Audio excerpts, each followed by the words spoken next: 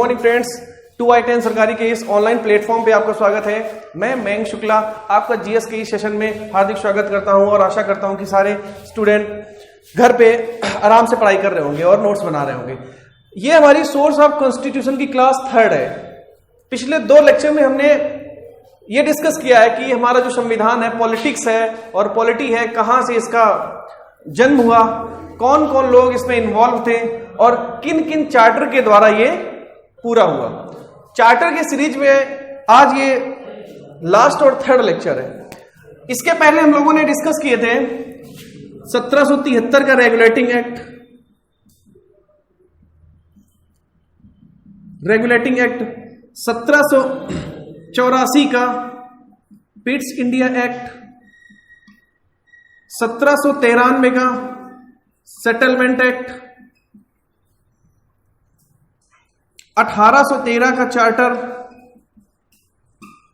1833 का चार्टर, 1853 का चार्टर,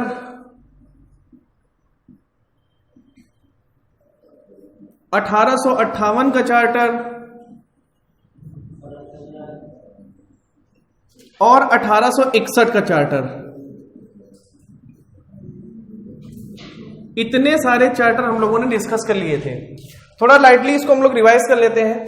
1773 का जो रेगुलेटिंग एक्ट था वो अंग्रेजों का पहला एक्ट था जो शासन करने के लिए वो लेकर आए थे। इस एक्ट में कुछ बहुत इंपॉर्टेंट टर्म्स आते हैं, जैसे सबसे पहला इसमें सुप्रीम कोर्ट की स्थापना हुई।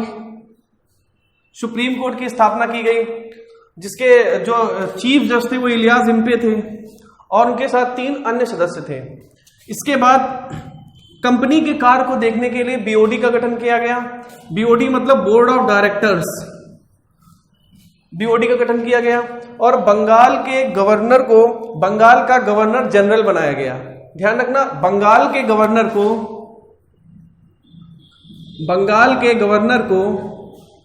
बंगाल का गवर्नर जनरल बनाया गया और इस तरह से गवर्नर जनरल बनने वाला पहला शख्स था वॉरेन हेस्टिंग और बंगाल का पहला गवर्नर कौन था? Robert Clive.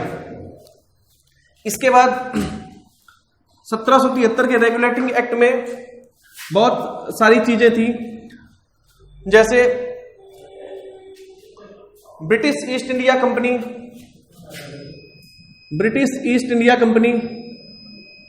ने ट्रेड संबंधित बहुत सारे नियम कानून बनाए। इसके बाद 1784 का पिट्स इंडिया, जो इंपॉर्टेंट चीजें बेटा हम सिर्फ वही डिस्कस कर रहे हैं। 1784 का जो पिट्स इंडिया एक्ट था, इसका नाम पिट्स इसलिए पड़ा क्योंकि उस समय ब्रिटेन का प्रधानमंत्री पिट्स ही था। 1773 के रेगुलेटिंग एक्ट से एक इंपॉर्टेंट चीज और निकल के सामने आती है कि इसको नॉर्थ इंडिया एक्ट भी कहते हैं। नॉर्थ इंडिया एक्ट भी कहते हैं क्योंकि इसके समय ब्रिटेन का प्रधानमंत्री एडवर्ड नॉर्थ था। ठीक है। इसके बाद 1784 का पिट्स, इसमें बीओडी और बीओसी बनाए गए। बीओडी और बीओसी, देखो बीओडी बने तो थे 1773 के रेगुलेटिंग एक्ट में, लेकिन बीओडी और बीओसी अलग कर दिए गए 1784 के पिट्स में। जो बोर्ड ऑफ डायरेक्टर थे वो कंपनी काम देखते थे और बोर्ड ऑफ कंट्रोलर थे वो राजनैतिक मामले देखते थे। 1793 का जो एक्ट था उसमें बीओडी और बीओसी जो हमारे डायरेक्टर और कंट्रोलर होते हैं उनके पेमेंट के लिए बोला गया था कि भारत से ही इनको पेमेंट दिया जाएगा। और 1813 का चार्टर बहुत इंपॉर्टेंट हो जाता है 2-3 चीजों के लिए। पहला कि कंपनी के व्यापारिक जो उसमें मामले थे उनको बैन लगा दिया गया, लेकिन चीन और पूर्वी देशों के साथ 20 वर्षों के चाय के व्यापार को बढ़ा दिया गया 1813 के चार्टर में। इसके बाद आता है 1833 का चार्टर। याद रखना, 1833 के चार्टर में सबसे इंपॉर्टेंट चीज है कंपनी के जितने भी व्यापारिक काम थे सारे बैन लगा दिए गए। दूसरा, कंपनी के जितने भी प्राइवेट वर्कर थे उनको प्राइवेट अपना निजी व्यापार करने पर भी प्रतिबंध लगाया गया। तीसरा, इसमें आता है कि जितने भी धर्म अनुयायी थे विदेश में, जितने भी धर्म अनुयायी थे उनको भारत आने का मौका मिला और अंग्रेजी सरकार ने भारत की शिक्षा और संस्कृति पर 1 लाख रुपया खर्चा करना शुरू कर दिया। इसके बाद आता है 1853 का चार्टर। 1853 का चार्टर, 1853 के चार्टर में हम लोग पढ़ेंगे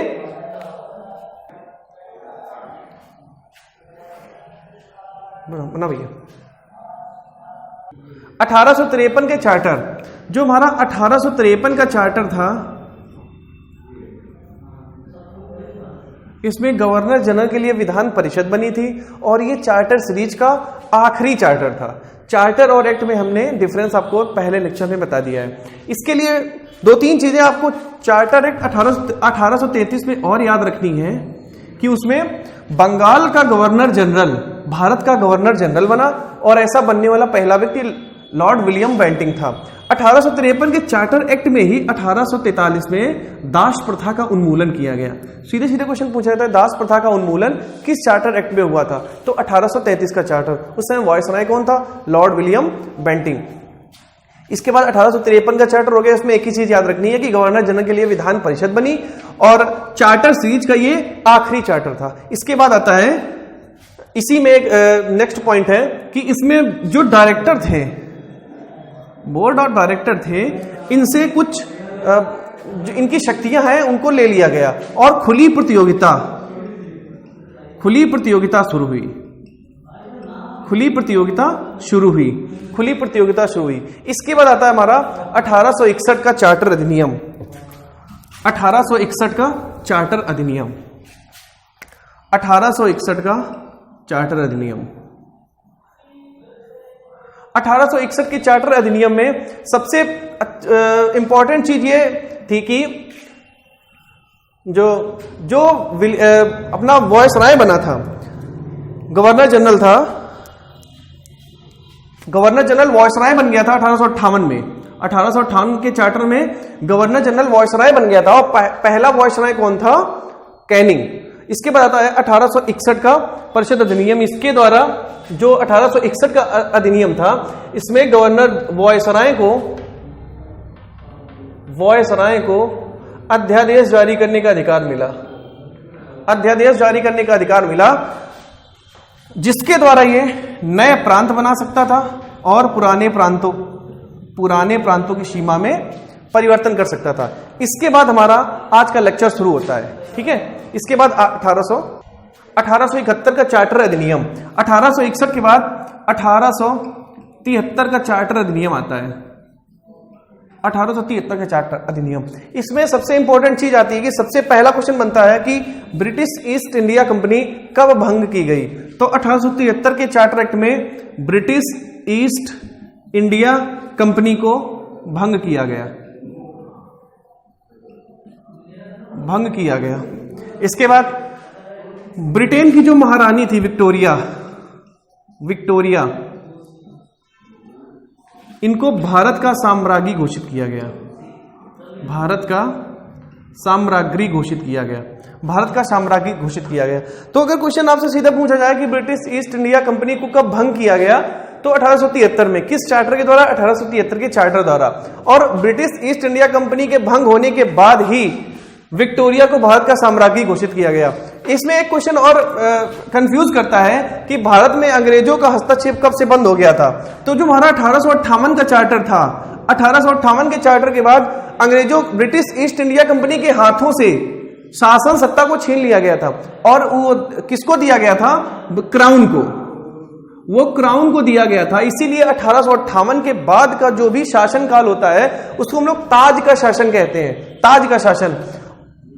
लेकिन ब्रिटिश ईस्ट इंडिया कंपनी के हाथों से सत्ता छीनी गई थी, लेकिन ब्रिटिश ईस्ट इंडिया कंपनी फिर भी काम कर रही थी। लेकिन 1873 को जो चार्टर आया था उसमें ब्रिटिश ईस्ट इंडिया कंपनी को पूरी तरह से भंग कर दिया गया था और पूरी तरह से समाप्त हो गई थी और विक्टोरिया को भारत का साम्राज्ञी घोषित किया गया था। इसके बाद 1873 के चार्टर अधिनियम के बाद आता है हमारा 1892 का चार्टर। 1892 का चार्टर अधिनियम। 1892 के चार्टर अधिनियम में क्या था? इसमें सबसे पहला था अप्रत्यक्ष चुनाव प्रणाली। अप्रत्यक्ष चुनाव प्रणाली शुरू की गई। अप्रत्यक्ष चुनाव प्रणाली शुरू की गई। इसमें दूसरा फैक्ट बनता है राजस्व पर बहस शुरू हुई। इसमें तीसरा फैक्ट बनता है विधान परिषद का विस्तार हुआ। तीन चीजें इसमें आती हैं। जो 1892 का चार्टर था उसमें अप्रत्यक्ष चुनाव प्रणाली शुरू हुई, राजस्व पर बहस हुई और विधान परिषद का विस्तार किया गया। अब इससे प्रॉब्लम यह आएगी कि अगर राजस्व पर बहस शुरू हुई है तो राजस्व हमारा आया कब था, किस चार्टर एक्ट में राजस्व शुरू हुआ था, मतलब बजट। तो हम पढ़ा चुके हैं आपको, वो था 1833 का चार्टर। 1833 के चार्टर में गवर्नर जनरल को राजस्व के लिए बजट पास करना शुरू किया गया, है ना। बजट की अनुमति दी गई, लेकिन बजट की अनुमति दी गई थी 1833 में, लेकिन उस पर बहस, जो राजस्व टैक्स पर बहस की अनुमति दी गई थी 1892 में। विधान परिषद का विस्तार किया गया, लेकिन विधान परिषद बनी कब थी, कब बनी थी, तो 1861 के चार्टर में। 1861 के चार्टर में 1861 के चार्टर में गवर्नर जनरल वॉयसराय के लिए विधान परिषद की स्थापना की गई। तो 1892 के चार्टर से आपको सिर्फ तीन चीजें याद रखनी है। पहला, अप्रत्यक्ष चुनाव प्रणाली शुरू हुई, अप्रत्यक्ष चुनाव प्रणाली। उसके बाद राजस्व पर बहस शुरू हुई। अगर राजस्व पर बहस शुरू हुई तो राजस्व बजट हमारा आया कब था, 1833 के चार्टर में। इसके बाद विधान परिषद का विस्तार किया गया। अगर विधान परिषद का विस्तार किया गया है तो विधान परिषद बनाई कब गई थी, 1861 के चार्टर द्वारा वॉयसराय के लिए। और इसमें तीन चीजें और, बंगाल का गवर्नर कब बना, बंगाल का गवर्नर जनरल कब बना, 1773 के रेगुलेटिंग एक्ट में। पहला कौन था, वॉरेन हेस्टिंग। बंगाल का गवर्नर जनरल, भारत का गवर्नर जनरल कब बना, 1833 के चार्टर में। पहला कौन बना था, लॉर्ड विलियम बेंटिंग। और भारत का गवर्नर जनरल, भारत का वॉयसराय कब बना, तो 1858 के चार्टर में। और पहला वॉयसराय कौन था, लॉर्ड कैनिंग। ये तीनों चीजें और ये दो चीज बहुत पेपर में पूछी जाती है आपके। अभी आपका जो दिल्ली पुलिस का एग्जाम होगा, यूपीएसआई का होगा, यूपी पुलिस कांस्टेबल का होगा, रेलवे का होगा, उसमें सारे क्वेश्चन पूछे जाते हैं। आप प्रीवियस ईयर उठा के देख लेना, ये सारे क्वेश्चन पूछे जाते हैं। तो हमने एक एक चार्टर से जो इंपॉर्टेंट फीचर आपके निकल के आ रहे हैं, हमने सारे कुछ लिखा दिए और डिस्कस कर लिए। ठीक है, आप प्रॉपर नोट्स बनाते रहिए। 1892 के चार्टर अधिनियम के बाद हमारा आता है 1909 का मार्ले मिंटो। 1909 का भारत परिषद अधिनियम। भारत परिषद अधिनियम, इसी को हम लोग बोलते हैं मार्ले मिंटो। मार्ले मिंटो सुधार 1909। इससे जो बेसिक क्वेश्चन बनता है कि 1909 के भारत परिषद अधिनियम का दूसरा नाम क्या है, रेलवे में पूछेंगे सारे क्वेश्चन, तो मार्ले मिंटो सुधार। अब ये मार्ले मिंटो थे कौन, ये जो मार्ले था वो इंग्लैंड में भारत का सचिव था। इंग्लैंड में भारत का सचिव था। इंग्लैंड में भारत का सचिव था। और मिंटो कौन था उस समय, वॉयसराय, मिंटो द्वितीय वॉयसराय। तो इन दोनों ने मिलकर एक अधिनियम लाया। इस अधिनियम की कुछ विशेषताएं ऐसी हैं कि पहला था, इसने मुसलमानों के लिए अलग, मुसलमानों के लिए, ये बहुत इंपॉर्टेंट फैक्ट है, मुसलमानों के लिए अलग निर्वाचक मंडल बनाया। अलग निर्वाचन मंडल बनाया। स्पेशली मुसलमानों के लिए था। ये पूछा जाता है कि मुसलमानों के लिए अलग से निर्वाचन मंडल कब बनाया गया, 1909 में। उसके बाद दूसरा काम इसने क्या किया था, इसको राजेंद्र प्रसाद ने, याद रखना, डॉक्टर राजेंद्र प्रसाद ने मिंटो को भारत का सबसे क्रूर वॉयसराय बताया था। सबसे क्रूर वॉयसराय, सबसे क्रूर वॉयसराय माना। याद रखना, स्पेशली जब डॉक्टर राजेंद्र प्रसाद की बात हो जाती है तो डॉक्टर राजेंद्र प्रसाद ने मार्ले मिंटो जो था अधिनियम, इसको सबसे क्रूर, और इसमें मिंटो को सबसे क्रूर वॉयसराय बताया था। क्यों? क्योंकि इसने आते ही आते मुसलमानों और हिंदुओं में फूट डालनी शुरू कर दी थी। अगर वैसे नॉर्मली पूछा जाए कि भारत का सबसे क्रूर वॉयसराय कौन था, तो उसमें नाम आता है करजन का। करजन, जो 1899 से 1904 तक भारत का वायसराय रहा था। ठीक है, तो डॉक्टर राजेंद्र प्रसाद ने सबसे क्रूर किसको बताया? मिंटो को। लेकिन नॉर्मली का डॉक्टर राजेंद्र प्रसाद का नाम ना पूछा जाए, अगर ऐसे ही नॉर्मली क्वेश्चन पूछा जाए कि भारत का सबसे क्रूर वायसराय किसे माना जाता है इतिहास में, तो करजन को। करजन को क्यों? क्योंकि उसने बंगाल का विभाजन किया था। और डॉक्टर राजेंद्र प्रसाद ने स्पेशल किसको बोला था? मिंटो को। उसके बाद 1909 के पार्लियामेंटों में भारत परिषदों की स्थापना की गई थी, विधान परिषद बना था, परिषदों की स्थापना की गई थी। तो तीन चीजें आपके लिए इंपॉर्टेंट हो गई 1909 के पार्लियामेंटों से। पहली बात, 1909 का भारत शासन अधिनियम किसने लाया था? तो मिंटो ने। इसको क्या दूसरा नाम इसका क्या है? तो मार्ले और मिंटो सुधार। मार्ले कौन था? इंग्लैंड में भारत का सचिव था। और मिंटो कौन था? उस समय वायसराय था। इसने आते आते सबसे पहला काम क्या किया था कि मुसलमानों के लिए अलग से निर्वाचन मंडल बनाया। और दूसरा, राजेंद्र प्रसाद ने इसको सबसे क्रूर वायसराय बताया और इसने विधान परिषद की स्थापना की। इसके बाद हमारा आता है 1919 का भारत परिषद अधिनियम। 1919 का भारत परिषद अधिनियम, भारत परिषद अधिनियम, 1919 का भारत परिषद अधिनियम। इस अधिनियम को का दूसरा नाम है मॉन्टेग्यू-चेम्सफोर्ड सुधार।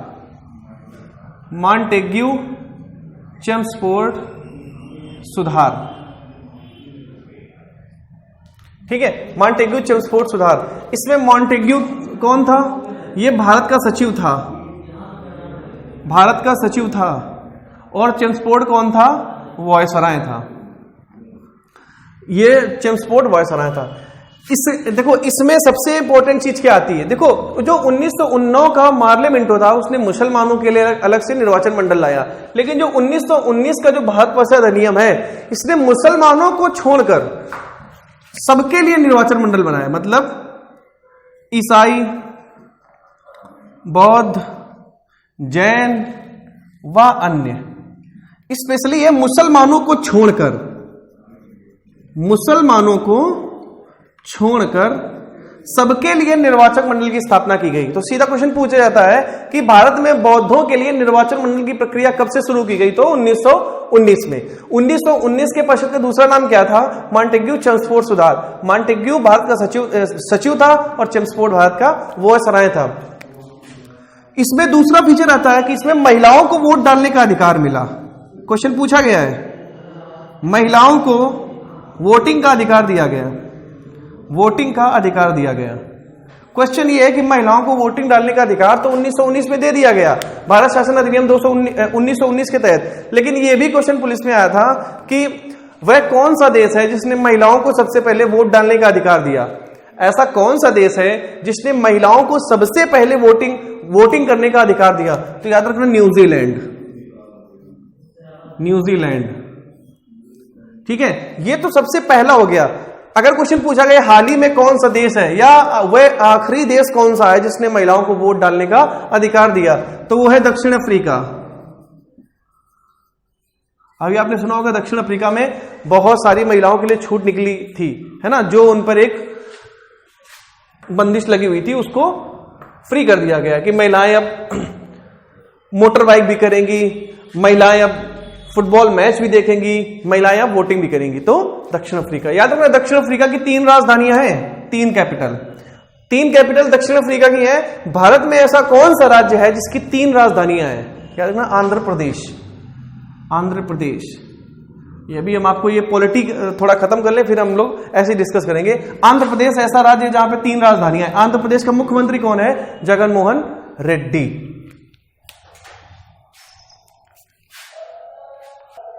जो 1919 का मॉन्टेग्यू-चेम्सफोर्ड सुधार था, उसमें 2-3 चीजें हम लोगों ने पढ़ी थी। महिलाओं को वोट डालने का अधिकार दिया गया, मुसलमानों को छोड़कर सभी को निर्वाचन करने की छूट दी गई। उसके बाद केंद्रीय बजट व राज्य बजट अलग अलग किए गए, केंद्रीय बजट और राज्य बजट अलग अलग किए गए। उसके बाद द्वैध शासन का प्रयोग किया गया, द्वैध शासन का प्रयोग किया गया। इसके बाद उत्तरदायी उत्तरदायी शासन जैसे शब्दों का प्रयोग किया गया। उत्तरदायी शासन जैसे शब्दों का प्रयोग किया गया। देखो, केंद्रीय बजट और राज्य बजट अलग अलग हो गए। जब भी बजट शब्द आएगा, बजट, तो हम लोग को दो तीन चीजें तो बिल्कुल दिमाग में क्लिक करनी चाहिए कि गवर्नर जनरल को बजट बनाने का अधिकार कब दिया गया? 1833 में। पहला कौन सा गवर्नर जनरल था जिसको यह अधिकार मिला था? तो लॉर्ड विलियम बेंटिंग। और उसके बाद बजट पर बहस की हमको अनुमति कब मिली? बजट पर बहस की अनुमति हम लोगों को कब मिली? कब? 1873 में, 1873 के अधिनियम में, ठीक है। उसके बाद बजट में केंद्रीय बजट और राज्य बजट अलग अलग कब हुआ? केंद्रीय बजट और राज्य बजट अलग अलग कब हुआ? 1919 के मॉन्टेग्यू चेम्सफोर्ड सुधार में। तो बजट से आपके तीन चीजें आ गई। अच्छा, जो मॉन्टेग्यू चेम्सफोर्ड सुधार था, मॉन्टेग्यू चेम्सफोर्ड, हमने बता दिया कि इसमें ये भारत सचिव था और चेम्सफोर्ड वायसराय था। तो भारत का सचिव नामक नया पद कब सृजित किया गया, ये आपको बताना है। याद रखना, 1858 के चार्टर में, 1858 के चार्टर में, ठीक है। 1858 के चार्टर में भारत का नया सचिव पद आया, ठीक है। और 1833 के चार्टर में बजट आया और 1893 के चार्टर में उस पर बहस करने की परमिशन मिली। और 1919 के चार्टर में केंद्र बजट और राज्य बजट को अलग अलग कर दिया गया। इसके बाद आता है द्वैध शासन का प्रयोग किया गया। द्वैध शासन का प्रयोग किया गया और इसका द्वैध शासन का जो जनक था वो किसको बोला जाता है? लियोनस कार्टियस। ये क्वेश्चन पूछा गया है, लियोनस कार्टियस। लियोनस कार्टियस को हम लोग द्वैध शासन का जनक बोलते हैं। इसके बाद उत्तरदायी सरकार, उत्तरदायी शासन जैसे शब्दों का प्रयोग किया गया। सीधा क्वेश्चन पूछा जाता है कि किस अधिनियम में उत्तरदायी सरकार जैसे शासन शब्दों का प्रयोग किया गया है? तो 1919 का मॉन्टेग्यू चेम्सफोर्ड सुधार। इसके बाद 1919 के चार्टर के बाद हमारा आता है 1935 का भारत शासन अधिनियम। 1935 का भारत शासन अधिनियम।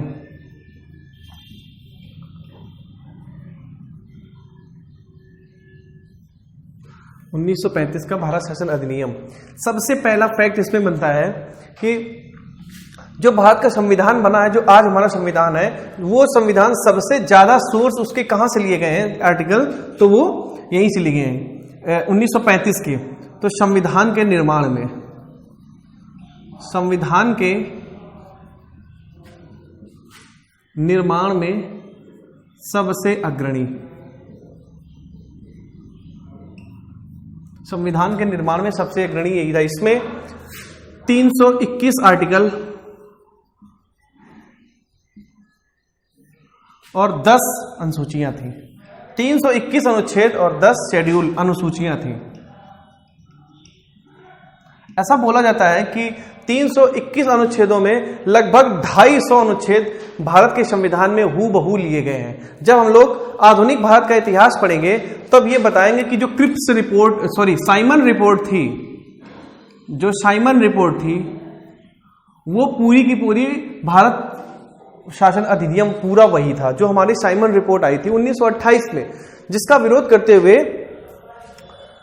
लाला लाजपत राय मारे गए थे। और लाला लाजपत राय के नाम पर ही कानपुर में एक चिकित्सालय का नाम भी रखा गया था। तो 1935 का जो भारत शासन अधिनियम था वो एक्चुअल में साइमन रिपोर्ट ही थी जो आज भारत में लागू है।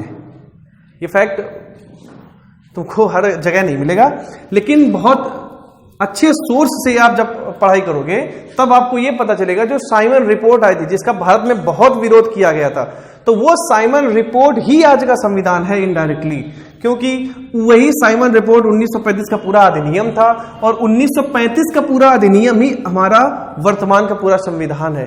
321 अनुच्छेद थे जिसमें लगभग 250 अनुच्छेद हूबहू संविधान में कॉपी पेस्ट किए गए हैं, ठीक है, और 10 अनुसूचियां थी।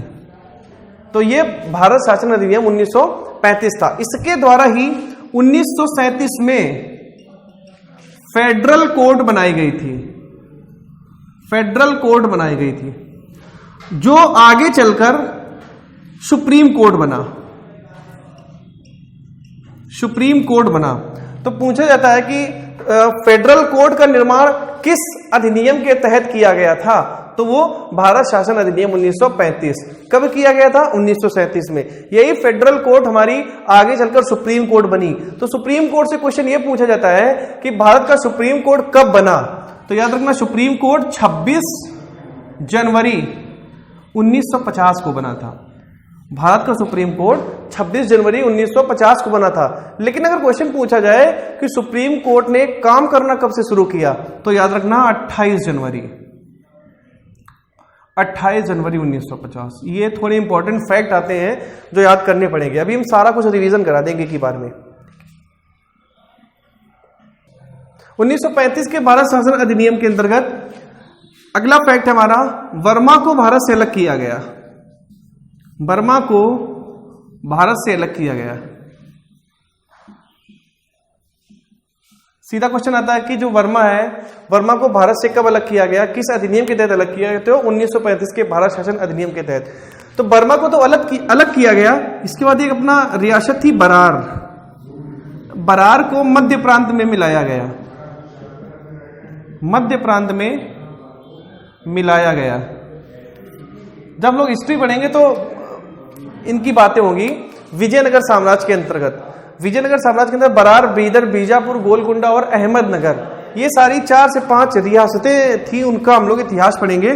तो अभी तो फिलहाल हम लोग नॉर्मली ये देखेंगे कि बरार जो रियासत थी उसको मध्य प्रांत में कब मिलाया गया? 1935 के अधिनियम के द्वारा। इसमें एक चीज और आती है, जो 1858 में भारत परिषद बना था। 1858 के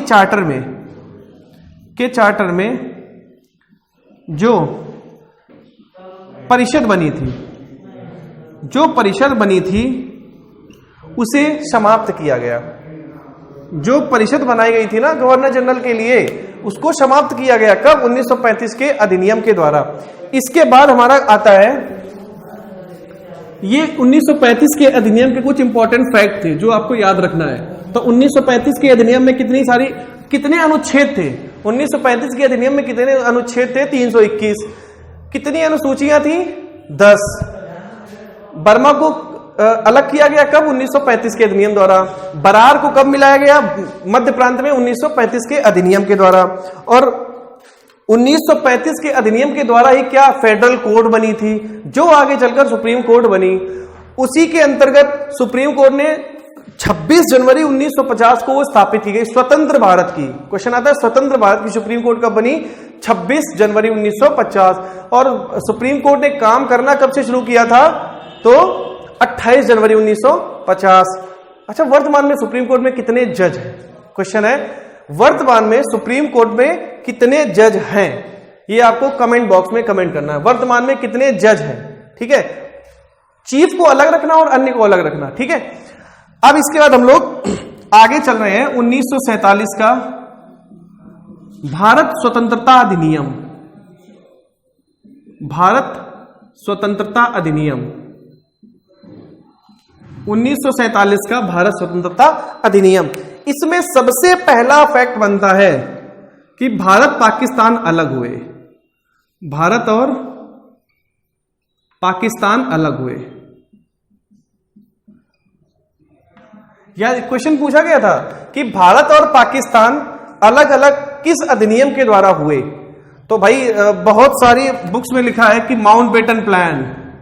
भाई वो गलत है, याद रखना। माउंटबेटन प्लान कब आया था? 3 जून 1947। 3 जून 1947 को माउंटबेटन प्लान आया था, जिसके द्वारा भारत और पाकिस्तान अलग नहीं हुए थे। माउंटबेटन प्लान फ्लॉप हो गया था। अभी जब पढ़ेंगे इसके बाद, यही सेशन शुरू करेंगे तो हम लोग पूरी डिटेल जानकारी इसकी आपको देंगे कि माउंटबेटन प्लान, उसमें क्या क्या प्रावधान थे। और 161 मेंबर ने उसके खिलाफ वोटिंग की थी, इसलिए उसको हटा दिया गया था। इसके बाद लाया गया था 1947 का भारत स्वतंत्रता अधिनियम, जिसके तहत भारत पाकिस्तान अलग हुए। 14 अगस्त 1900 को अलग हुआ था पाकिस्तान, 14 अगस्त 1900 से। इसीलिए पाकिस्तान अपना स्वतंत्रता दिवस 14 अगस्त को ही मनाता है। पाकिस्तान शब्द किसने दिया, रहमत अली, और कौन कौन इसमें इन्वॉल्व थे, वो सारी जानकारी हम आपको देंगे। ठीक है, इसके बाद 1947 का जो स्वतंत्र भारत अधिनियम था वो 4 जुलाई 1947 को बनाया गया और ब्रिटेन भेजा गया। उस समय जो ब्रिटेन के प्रधानमंत्री साहब थे वो क्लीमेंट एटली थे। क्लीमेंट एटली ने 30 जून 1947, भाई जब 3 जून 1947 को हमारा माउंटबेटन प्लान फ्लॉप हो गया, तो उसके बाद एटली ने 30 जून 1947 को ये घोषणा कर दी कि भाई हम भारत को स्वतंत्र कर देंगे। और अगर आप लोग ये चाहते, चूंकि मुस्लिम लीग उस समय कह रही थी कि हमारा पाकिस्तान अलग होना चाहिए, हमारा एक प्रांत अलग होना चाहिए, पाकिस्तान नाम 1940 में आ गया था, याद रखना, पाकिस्तान अलग होना चाहिए। तो क्लीमेंट एटली ने 30 जून 1947 को ये पब्लिश कर दिया कि भाई हम भारत का विभाजन कर देंगे और उसको स्वतंत्र कर देंगे, और भारत और पाकिस्तान नामक 2 हम साम्राज्य बना देंगे अपन अलग अलग, है ना। 30 जून 1947 को इन्होंने क्या किया था, घोषणा की थी। उसके बाद 4 जुलाई 1947 को एक भारत स्वतंत्रता अधिनियम 1947 ब्रिटेन की संसद में भेजा गया। ब्रिटेन की संसद में, याद रखना, इस अधिनियम में 20 धाराएं थी। 20 धाराएं थी। ठीक है, जब 4 जुलाई 1947 को ब्रिटेन की संसद में भेजा गया, उसके बाद ये वहां से 18 जुलाई, इसमें एक फैक्ट आता कि पहले 16 जुलाई को ये निचले सदन से पास हुआ, 16 जुलाई को संसद से पास हुआ, ब्रिटेन की संसद से। इसके बाद 18 जुलाई को पूर्णतया पास कर दिया गया, मतलब क्राउन ने भी इस पे, राजा साहब ने भी इस पे साइन कर दिए। इसका मतलब यह था कि भारत स्वतंत्रता अधिनियम 1947 4 जुलाई 1947 को भेजा गया ब्रिटेन की संसद में, 16 जुलाई 1947 को संसद से पास हुआ, 18 जुलाई 1947 को ये पूर्णतया पास हो गया। 20 धाराएं थी। ठीक है, और इसके बाद ही भारत और पाकिस्तान अलग अलग 2 प्रांत बन गए। भारत और पाकिस्तान अलग अलग 2 प्रांत बन गए। इस भारत स्वतंत्रता अधिनियम 1947 के द्वारा, याद रखना, वायसराय के पद को खत्म किया गया। वायसराय का पद खत्म हुआ, पद समाप्त हुआ, और पुनः गवर्नर जनरल का पद सृजित किया गया। पुनः गवर्नर जनरल का पद सृजित किया गया। इसके बाद अब देखो, वायसराय का पद खत्म हुआ, गवर्नर जनरल का पद बना दिया गया। इस तरह से माउंटबेटन, याद रखना, इस फैक्ट में बहुत सारे स्टूडेंट कंफ्यूज होते हैं। ठीक है, याद रखना, माउंटबेटन अंतिम वायसराय था और प्रथम गवर्नर जनरल, भारत का प्रथम गवर्नर जनरल, स्वतंत्र भारत का प्रथम गवर्नर जनरल हुआ। स्वतंत्र भारत का प्रथम गवर्नर जनरल कौन हुआ? माउंटबेटन। अगर इसी में क्वेश्चन आ जाए स्वतंत्र भारत का प्रथम भारतीय गवर्नर जनरल कौन हुआ, तो वो आपका आ जाएगा चक्रवर्ती श्री राजगोपालाचारी। ठीक है, तो इस तरह से भारत स्वतंत्रता अधिनियम के बाद भारत और पाकिस्तान अलग हो गए। भारत और पाकिस्तान अलग हो गए और स्वतंत्र भारत की स्थापना की गई। तो स्टूडेंट, ये जो यहां से आखिरी फैक्ट था, ये सोर्स ऑफ कॉन्स्टिट्यूशन का। इस पार्ट के बाद हमने सोर्स ऑफ कॉन्स्टिट्यूशन को पूरी तरह से खत्म कर लिया है और ये इसके लिए हम लोगों ने 3 पार्ट बनाए।